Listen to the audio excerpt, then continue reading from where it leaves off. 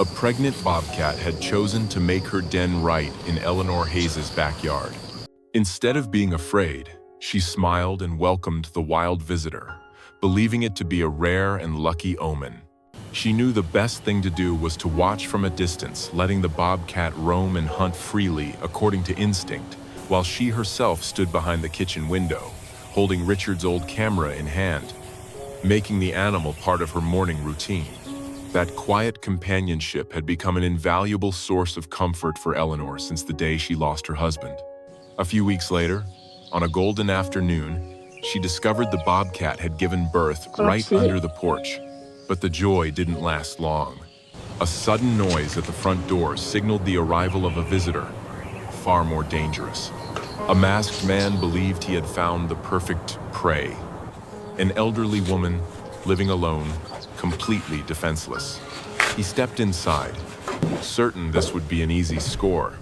But what happened next left the police stunned. Before we begin, make sure to hit like and subscribe if you haven't already, and turn on the notification bell so you won't miss any of our new stories. Just west of Colorado Springs, along Highway 24 leading toward the mountains, Eleanor Hayes sat alone in her kitchen on a cold early morning.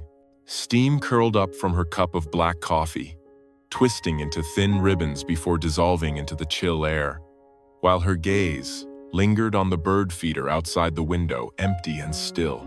It had been 6 months since Richard's burial, and the house still carried a heavy, suffocating silence, as if time itself had frozen within its walls. At 72, Eleanor lived quietly in the ranch-style wooden home where she and her husband had shared more than 4 decades together.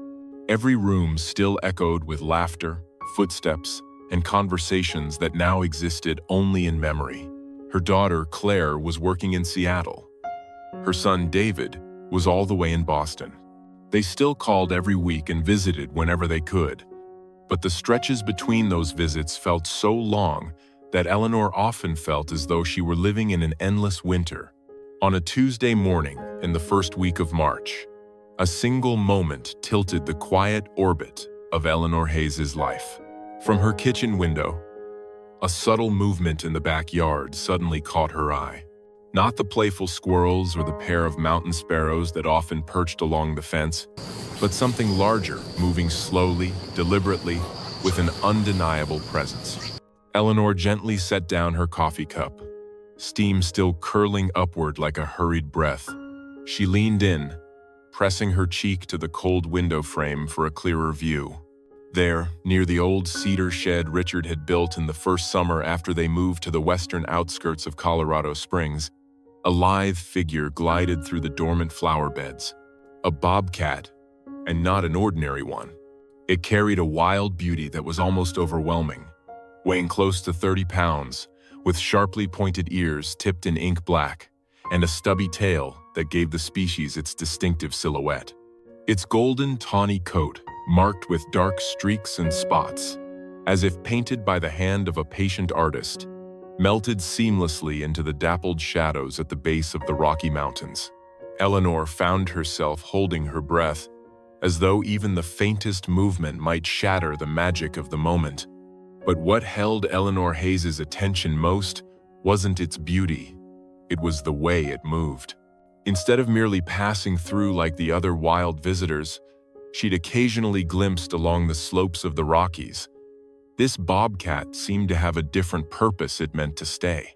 Eleanor held her breath as the female she could tell instantly from the slender build and softer lines, so unlike the rough-hewn bulk of the larger males she'd seen in nature documentaries, began carrying back strands of dried grass, delicate twigs, one after another. It took only a few heartbeats for her to understand. It was building a den right beneath the raised deck Richard had built for her in celebration of their 35th wedding anniversary.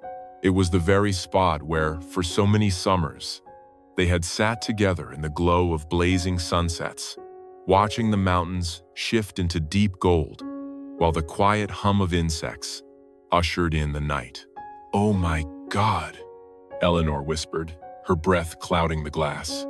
Her first instinct might have been fear, but after so many years in the mountains of Colorado, She understood the laws of the wild better than most.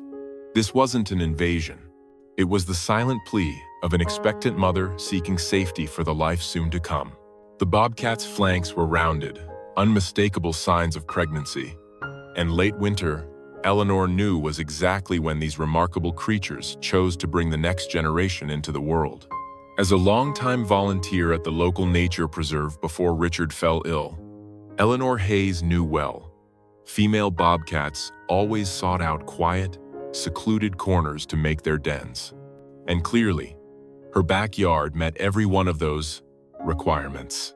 She reached up to the shelf, where Richard's old Nikon camera still rested beneath a fine layer of dust. He had once carried it on their mountain hikes, ready to capture a sparrow mid-flight or the Rockies ablaze in sunset. The familiar weight of it in her hands felt like touching a memory, sweet and faintly sorrowful, yet warm, like a handshake from the past. Richard would have been delighted by such a visitor, perhaps even standing beside her now, adjusting the focus and murmuring, "Don't let her slip out of the frame." In the days that followed, Eleanor Hayes found herself unconsciously settling into a new routine. Each morning, while mist still lingered over the fields behind her home, she would take her seat at the small table by the kitchen window, a cup of hot coffee in one hand and Richard's old Nikon camera in the other. From behind the glass, she kept a respectful distance, patiently capturing each moment of her unusual tenant, the female bobcat whom, in her mind, Eleanor had begun to call simply Nova, seemed to accept this presence. From her years as a volunteer at the nature preserve, Eleanor knew that wild animals could sense human intent, and Nova, somehow, seemed to understand that the elderly woman watching her posed no threat.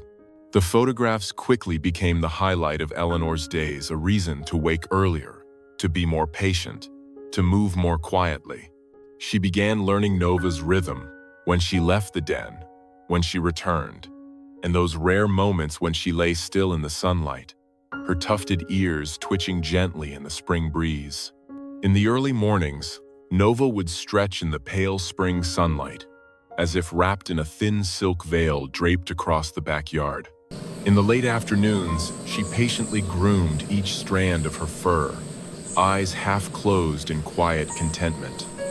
And when sunset painted the mountain peaks gold, Nova would slip silently into the trees to hunt. Eleanor Hayes had never witnessed the hunt itself, but sometimes, just as darkness settled in, Nova would return bearing unmistakable signs of success, a lightness in her step, a fleeting glint of satisfaction in her eyes, and the way she disappeared into her den as if completing an ancient ritual. "You'd love this, Richard," Eleanor murmured, her fingers brushing over the day's photos on the small screen of the old Nikon. Each image became a way of keeping Richard close, a gentle balm for the emptiness that had taken deeper root. The presence of the wild, of a new life cycle, beginning right there in her backyard, felt like a secret gift delivered just for her. It reminded her that, no matter the private losses people endure, the world continues in its ancient rhythm, never hurried, never waiting, but always steadfast. Eleanor Hayes always kept a clear boundary. From her many years with the nature preserve, she understood that when wild animals became too accustomed to humans, it often brought danger to the animals themselves. She never tried to feed Nova, nor did she attempt to get closer. This was observation, not interaction, a privilege to witness, but never to possess. Eleanor had seen too many well-meaning yet misguided people unintentionally cause trouble by trying to help creatures that had survived for centuries without human intervention. For that reason, she kept her safeguards strict. The trash bin was always latched shut, the hedges neatly trimmed, and under no circumstances was pet food ever left outdoors. Spring came slowly to the western foothills of Colorado Springs, coaxing pure white blossoms from the old apple tree and laying a fragile veil of fresh green across the dew-damp grass. Nova's belly grew larger by the day, clear proof that her pregnancy was well underway. Eleanor Hayes found herself worrying, like a grandmother, awaiting her first grandchild. Was Nova getting enough to eat to keep her strength? Was the den beneath the deck warm enough during the sudden cold snaps that March could still bring? Then, the fateful night in early April arrived. Eleanor awoke with a start at 2 a.m., her ears catching a violent eruption that tore through the silence. A deep, guttural growl, a sharp, slicing hiss, and the splintering crash of something wooden breaking. Her heart pounded, her throat hot and tight, as she crept toward the bedroom window. But outside, the darkness was so thick, it seemed to swallow the entire backyard and whatever was happening within it. The fight, whatever it was, lasted perhaps 3 minutes. But to Eleanor Hayes, it felt like 30 long, suffocating ones. Then, silence. A dense, heavy stillness in which she could hear the thud of her own heartbeat. As the first light of dawn slipped over the mountain ridge, Eleanor hurried out the back door. Nova was still there, but something was wrong. The bobcat lay twisted just outside the den entrance, her half-closed eyes stripped of their usual alertness, replaced by a frightening stillness. Even from the steps, Eleanor could see the dark stains spreading across the wooden planks of the deck, blood seeping deep into the cold grain. Her hands shook as she reached for the landline. She dialed 911, her voice hoarse, and the dispatcher quickly patched her through to animal control and a Colorado Parks and Wildlife ranger. The person who answered was a young man named Brett, his voice calm but urgent as he listened carefully to every detail Eleanor recounted, from the snarls in the night to the fresh blood pooled beneath her deck. "Ma'am, from where you're standing, can you see the extent of the injury?" Brett asked, his voice low but urgent. Eleanor Hayes quickly reached for Richard's old birding binoculars, the leather worn soft with years of use. She pressed her eyes to the lenses, searching for the familiar shape beneath the deck. "Yes, I can see a tear on her right shoulder, about 4 inches, she said, her voice trembling slightly. "She's breathing, but she hasn't moved in 20 minutes. "All right, Mrs. Hayes, this is important," Brett continued, each word deliberate. "Is the animal responsive? If you tap on the window, does she react?" Eleanor gently tapped the icy frame of the glass. Lady's ear twitched, her head lifting just slightly, before dropping again, as though pulled back down by the weight of exhaustion. "She's responsive," Eleanor reported, her heart still pounding, "but very weak." "That's actually good. It means she's still conscious," Brett said, his tone reassuring but quickly shifting to serious. "Now I need to be honest with you. We're currently responding to a multi-vehicle accident on Highway 36, and every unit is tied up. It could be several hours before anyone can get to you. This bobcat needs immediate first aid to prevent blood loss. Are you willing to help?" Eleanor Hayes's mouth went dry, her throat tightening. Approaching an injured wild predator went against every safety principle she'd learned in all her years as a volunteer. One wrong move could make things far worse for both her and the animal. But her gaze settled on Nova, lying there in the pale wash of early morning light, her body rigid with pain. The thought that she might die, while Eleanor stood right here, fully capable of doing something, pressed on her with a weight that was both heavy and urgent, as if the whole spring were waiting for her answer. "Tell me what to do," Eleanor Hayes said, her voice so firm it surprised even herself. Brett's instructions came through the phone, crisp and deliberate, each word landing with weight in the air. "First, your safety is the top priority. Injured wildlife can be unpredictable. You'll need heavy gloves, welding gloves, or thick leather work gloves if you have them. Wear long sleeves, long pants, and closed-toe shoes. Move slowly. Keep your voice low and calm. And remember, if at any point the animal shows aggression, growling, hissing, or striking out, you back away immediately. Understood?" "Understood," Eleanor replied, her hand tightening around the phone, her eyes fixed on the still form beneath the deck, as if afraid that if she so much as blinked, Nova might vanish from the world altogether. For the wound, you'll need clean cloth or sterile gauze if you have it, Brett continued, his voice steady but urgent. Apply moderate pressure for about 10 minutes. Don't keep checking, that disrupts the clotting process. The goal is to stop the bleeding temporarily until we can get there. Use tongs or a long wooden spoon to place the gauze.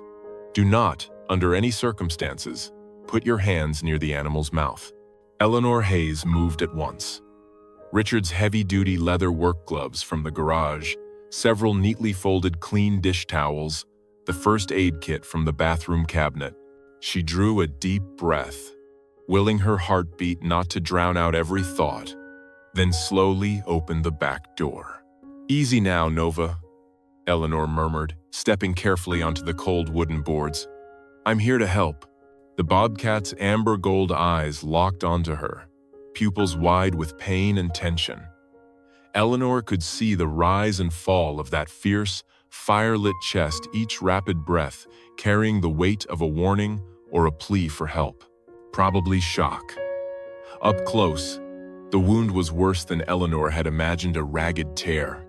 The fur around it soaked dark with blood that had dripped onto the wooden deck in uneven stains. Moving with deliberate slowness, Eleanor Hayes knelt about 3 feet from Nova, extending the neatly folded towel toward her right shoulder. Nova growled, a low, primal warning that seemed to vibrate in the air. Eleanor froze, holding her position. "You know me, sweetheart," she murmured, her voice slow and softened as if speaking to a frightened child. "I know it hurts, but you need help, and you've got little ones to think about." Maybe it was the tone, maybe it was exhaustion, but Nova's growl slowly faded, leaving a fragile stillness in its place. Eleanor gently pressed the clean towel against the wound. Nova flinched, but did not strike. For 10 long minutes that felt like an hour, Eleanor maintained steady pressure, murmuring soft, aimless comforts, the same way she had once spoken while bandaging her own children's scrapes. Gradually, the bleeding slowed, and then stopped altogether. But Nova still looked worse. Now she was panting, her tongue slightly out, as if trying to draw in just a little more air. "Brett," Eleanor Hayes said into the phone, still on speaker, her eyes never leaving the figure beneath the deck. "I think she's dehydrated."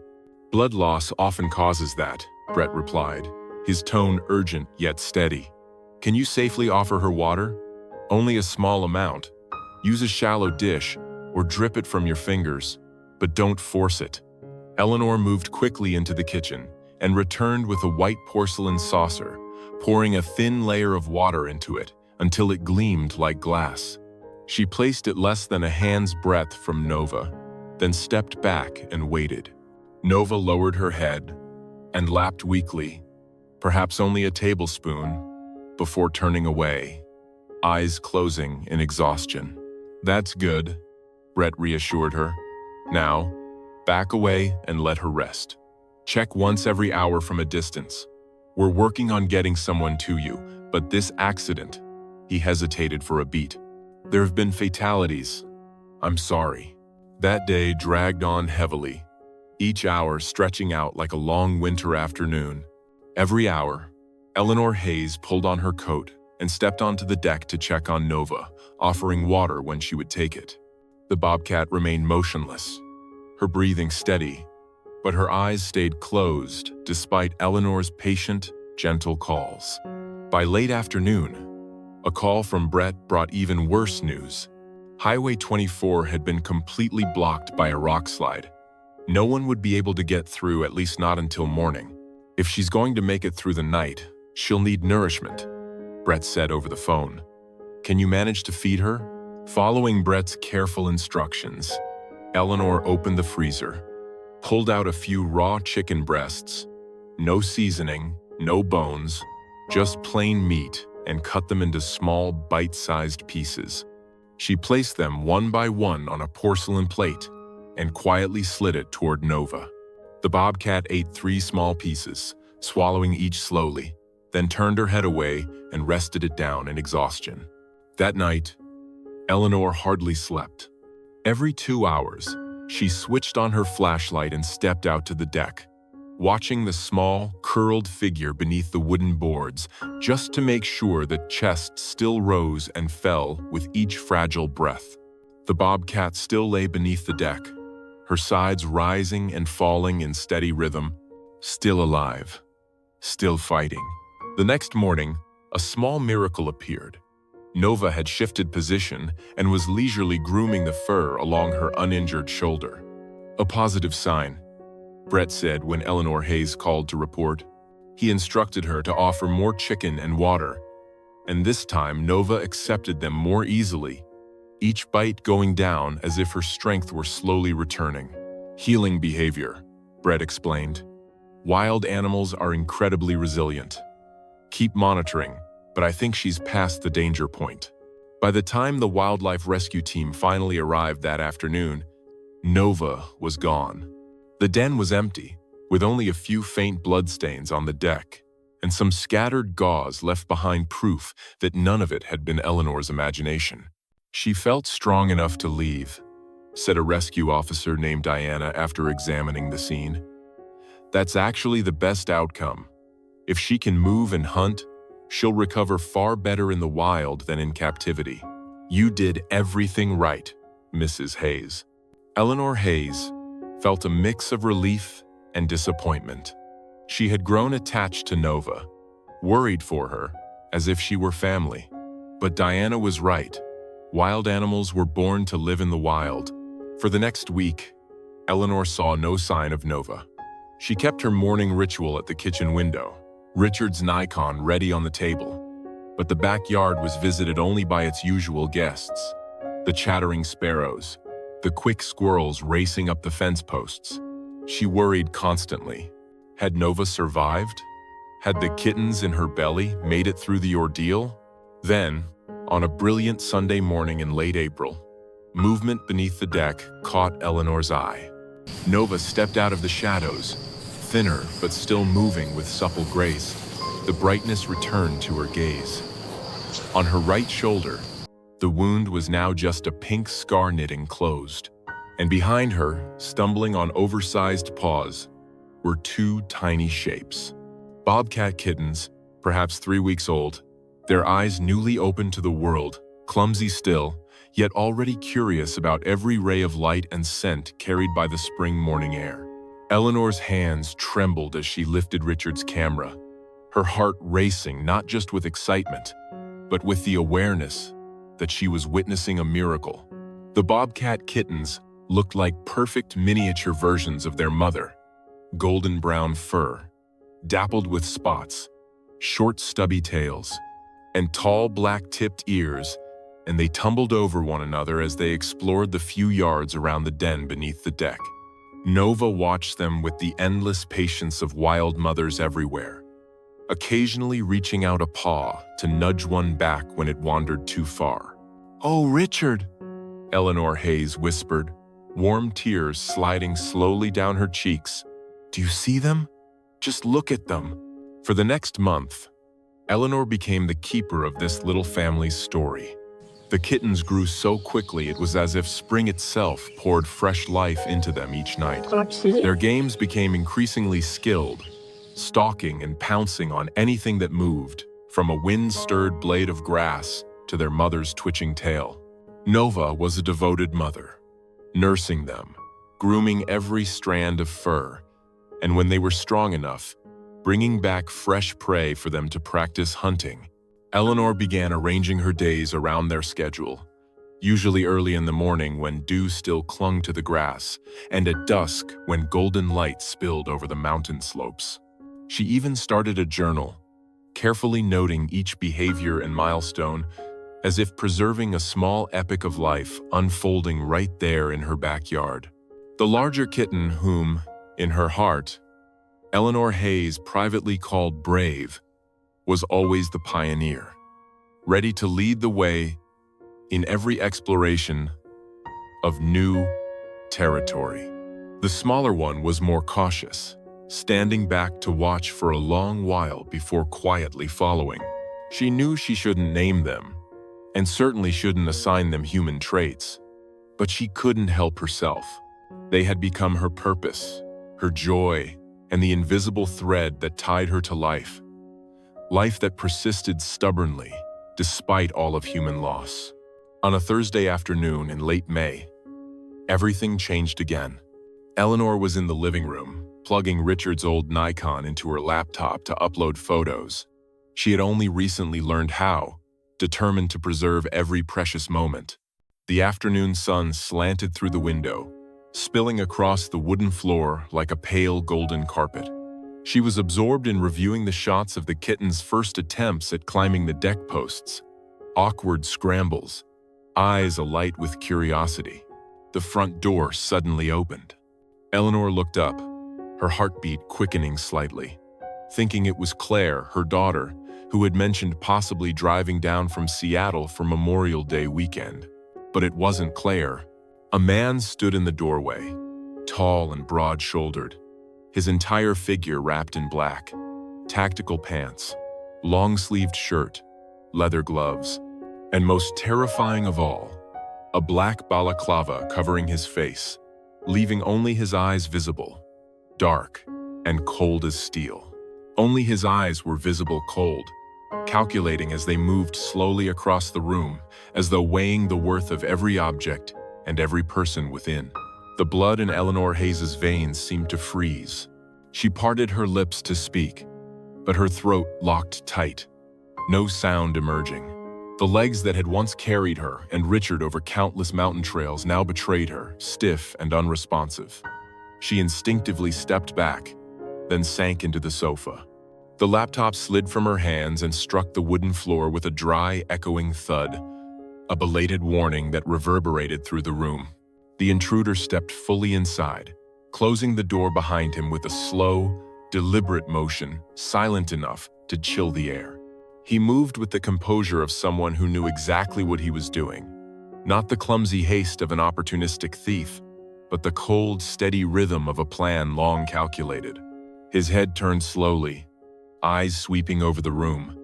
The row of electronics, the pieces of art Richard had painstakingly collected, and the neatly arranged silver frames on the shelf holding a lifetime of family memories. "Please," Eleanor Hayes finally managed to whisper, her voice rasping like sand. His head snapped toward her. For a brief moment, she saw the calculation in his gaze shift. Just an elderly woman, living alone, no real threat. He reached into his pocket and pulled out several plastic zip ties. Eleanor's heart pounded so hard she was almost certain it would stop at any moment. A part of her thought, perhaps an instant death, would be easier than whatever was about to happen. Suddenly, a sound came from the backyard. A soft thump against the sliding glass door made the intruder freeze. He turned his head, striding quickly toward it, perhaps, thinking an accomplice was signaling. Eleanor stared wide-eyed as his gloved hand closed around the door handle. "No," she exhaled, but it was too late. The sliding door rattled open. From the shadows beyond the deck, Nova shot forward like an arrow hugging the ground. She delivered a lightning-fast swipe to his forearm, claws tearing through the jacket and knocking the knife from his clenched grip. In the same motion, Nova veered sideways, golden eyes blazing, body low and coiled, placing herself squarely between the man and the den beneath the deck, like a warrior defending her keep. The intruder stumbled hard into the doorframe, more from shock and surprise than from the force of the blow, then scrambled toward the fence in a desperate attempt to escape. Before he could vault over, Nova struck again with a lightning-fast swipe to his calf, forcing him to falter, stagger, and only then flee. The paralysis gripping Eleanor Hayes vanished in an instant. She lunged toward the side table by the sofa, snatching up the phone. Even with her hands trembling violently, her fingers found the keys to dial 911. "Break in. 4827 Mountain View Drive, Ive," she nearly screamed into the receiver.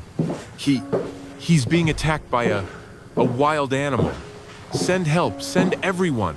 Turn on all the lights, lock every door, stay inside, and keep this line open.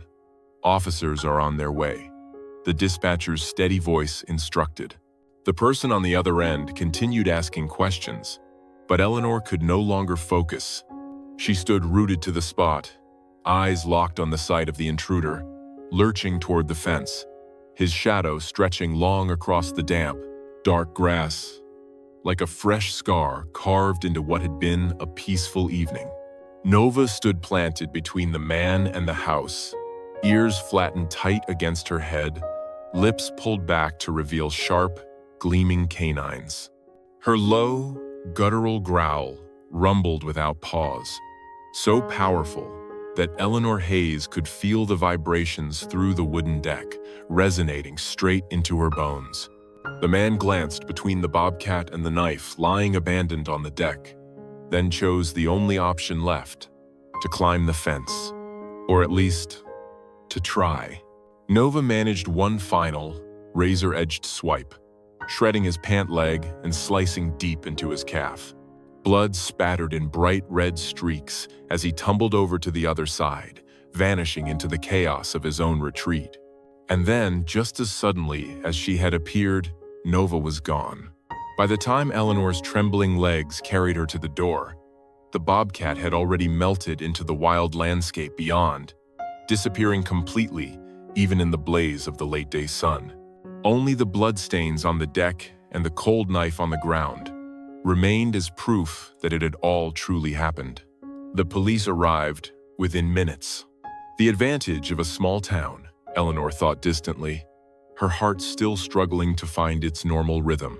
They found the intruder only 2 blocks from Eleanor Hayes's house, limping toward a van with fake license plates, trying in vain to staunch the ragged claw marks striping his body.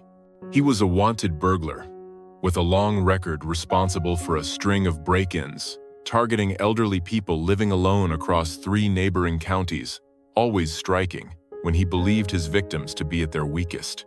Police followed the trail of muddy footprints across the lawn, along with a single glove dropped in the struggle, through a narrow alleyway and straight toward Highway 24. "You're very lucky, Mrs. Hayes," Detective Morrison said after finishing her statement. "We've been after him for months. He's seriously injured people before." Eleanor said nothing about Nova being a regular visitor, nor did she mention the 2 bobcat kittens sheltering beneath her porch. She offered only the pared-down version. A wild bobcat happened to pass by just as the door opened, and by some unbelievable stroke of coincidence, it drove off the intruder. Detective Morrison, a lifelong city dweller, accepted the story without the slightest hint of doubt. "Wild animals do sometimes wander into people's yards," Detective Morrison remarked, then frowned slightly. "Still, I've never heard of one attacking a human to protect someone else's property. You must have a guardian angel." Eleanor Hayes thought instantly of Nova, likely curled now around her 2 young beneath some other porch, gently licking their foreheads and rumbling that low, reassuring purr. "Something like that," she said with a small nod, the corners of her mouth lifting faintly, though her eyes still held a trace of worry. About an hour later, a Colorado Parks and Wildlife ranger arrived, concerned about reports of a dangerous bobcat in the neighborhood. He inspected the scene, confirmed there were signs of field treatment done outdoors, and advised her to continue observing from a distance, making no attempt to interfere in their lives. Eleanor stood silently at the window as they searched the backyard until they found the den empty. Nova had moved her family, most likely to one of the backup dens that female bobcats often prepare in advance in case of danger. "She's a clever one," the ranger said. "If she feels threatened, she'll relocate the kittens overnight, and it looks like she already has. We'll post warning notices in the neighborhood, but bobcats rarely attack people unless cornered or protecting their young. This was definitely an unusual case." That night, after everyone had left, and Eleanor Hayes had phoned both of her children, reassuring them she was safe, while skillfully leaving out the details that might alarm them, She sat alone by the kitchen window, with a mug of hot tea. The backyard now looked empty, silent, as if nothing had ever happened. She already missed Nova and the kittens, though she understood perfectly why they had to leave. Then, just as the sun touched the western ridges, a subtle movement appeared at the edge of the tree line. Nova emerged cautious, alert, moving with the fluid grace of something the evening shadows themselves had shaped. The bobcat stopped, lifting her head to look directly toward the window. Her golden eyes met Eleanor's across the distance, through the glass, and through everything they had both just endured. For a long moment, they remained still, quietly watching each other, two mothers who had weathered loss and fear together, meeting one last time as if to acknowledge that both had survived. Nova turned away, slipping soundlessly back into the forest. Eleanor Hayes never saw her again, though now and then she would find faint paw prints pressed into the damp grass, or a tuft of golden-brown fur caught loosely on the fence. She liked to believe that Nova and her two young ones were thriving somewhere out there, folded back into the endless rhythm of the wild, where they truly belonged. News of the foiled break-in quickly made its way to the local broadcast, but Eleanor declined every request for an interview. Instead, she sent a selection of photographs of Nova and her kittens to a wildlife conservation center, carefully omitting the most dramatic details. Those images would later become part of an educational presentation on urban wildlife and how people can coexist peacefully with them. Colorado Parks and Wildlife also hosted a short talk in the neighborhood, reminding residents of safe coexistence principles. Never feed wild animals, never interfere with their lives, secure garbage, and always give them the space they need. Claire insisted on installing a new security system and replacing every lock in the house. David wanted his mother to move into a senior living community somewhere safer and a little less adventurous, as he put it, half joking, half serious. Eleanor Hayes refused both of her children's suggestions, though she agreed to install the security system as a small compromise. She wasn't afraid anymore. She had been protected once by something wild, fierce, and wholly unexpected. She believed Richard would have smiled at the poetry of it, that nature itself had risen to shield her in the moment she needed it most. On her nightstand, she kept one photograph. On the mantel, another placed beside Richard's frame captured Nova in profile, holding the scruff of a bobcat kitten gently in her jaws. Those images reminded her that the world is full of unexpected connections, that help can arrive from the most unlikely places, and that sometimes, just sometimes, the universe sends you exactly the guardian you need, even if that guardian wears a spotted coat, sharp claws, and a short, stubby tail.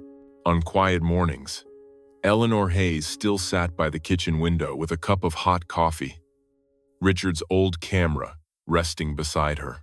She watched the familiar visitors of her backyard, the chatter of small birds, the occasional deer gliding silently through, and the slow, deliberate changes of the four seasons.